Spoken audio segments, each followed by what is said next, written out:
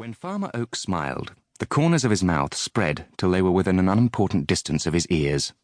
His eyes were reduced to chinks, and diverging wrinkles appeared round them, extending upon his countenance like the rays in a rudimentary sketch of the rising sun.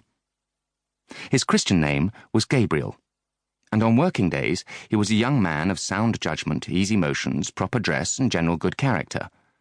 On Sundays he was a man of misty views, rather given to postponing, and hampered by his best clothes and umbrella. Upon the whole, one who felt himself to occupy morally that vast middle space of Laodicean neutrality which lay between the communion people of the parish and the drunken section. That is, he went to church, but yawned privately by the time the congregation reached the Nicene Creed, and thought of what there would be for dinner when he meant to be listening to the sermon. Or, to state his character as it stood in the scale of public opinion, when his friends and critics were in tantrums, he was considered rather a bad man. When they were pleased, he was rather a good man. When they were neither, he was a man whose moral colour was a kind of pepper and salt mixture. Since he lived 6 times as many working days as Sundays, Oak's appearance in his old clothes was most peculiarly his own. The mental picture formed by his neighbours imagining him being always dressed in that way. He wore a low-crowned felt hat, spread out at the base by tight jamming upon the head for security in high winds, and a coat like Dr. Johnson's. His lower extremities, being encased in ordinary leather leggings and boots emphatically large, affording each foot a roomy apartment so constructed that any wearer might stand in a river all day long and know nothing of damp, their maker being a conscientious man who endeavoured to compensate for any weakness in his cut by unstinted dimension and solidity. Mr. Oak carried about him, by way of watch, what may be called a small silver clock. In other words, it was a watch as to shape and intention, and a small clock as to size. This instrument, being several years older than Oak's grandfather, had the peculiarity of going either too fast or not at all. The smaller of the hands, too, occasionally slipped round on the pivot, and thus, though the minutes were told with precision, nobody could be quite certain of the hour they belonged to. The stopping peculiarity of his watch Oak remedied by thumps and shakes, and he escaped any evil consequences from the other 2 defects by constant comparisons with and observations of the sun and stars, and by pressing his face close to the glass of his neighbours' windows till he could discern the hour marked by the green-faced timekeepers within.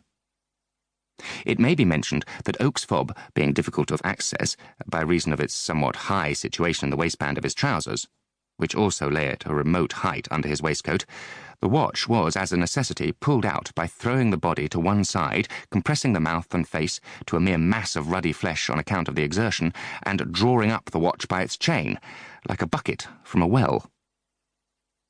But some thoughtful persons, who had seen him walking across one of his fields on a certain December morning, sunny and exceedingly mild, might have regarded Gabriel Oak in other aspects than these.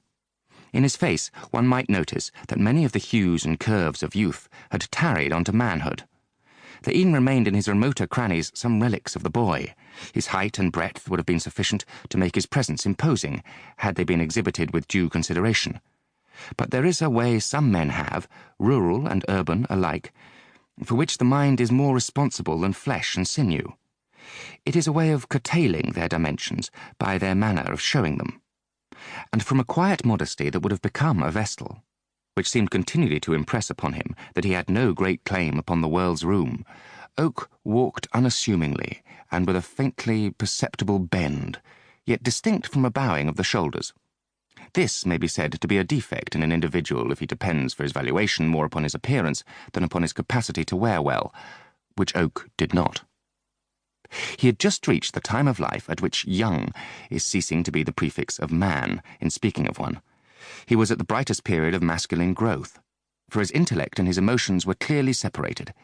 He had passed the time during which the influence of youth indiscriminately mingles with them in the character of impulse, and he had not yet arrived at the stage wherein they become united again in the character of prejudice, by the influence of a wife and family. In short, he was 28 and a bachelor.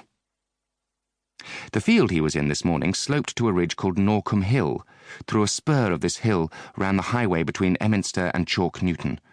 Casually glancing over the hedge, Oak saw coming down the incline before him an ornamental spring wagon, painted yellow and gaily marked, drawn by 2 horses, a waggoner walking alongside bearing a whip perpendicularly.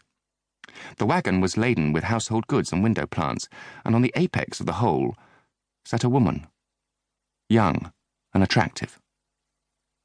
Gabriel had not beheld the sight for more than half a minute when the vehicle was brought to a standstill just beneath his eyes. "The tailboard of the wagon is gone, miss," said the wagoner.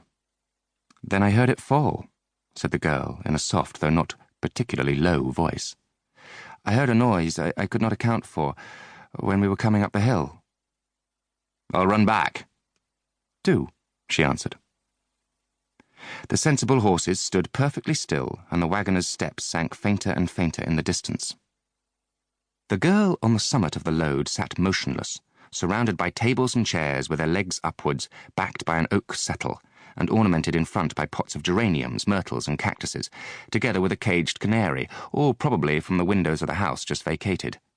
There was also a cat in a willow basket, from the partly opened lid of which she gazed with half-closed eyes and affectionately surveyed the small birds around.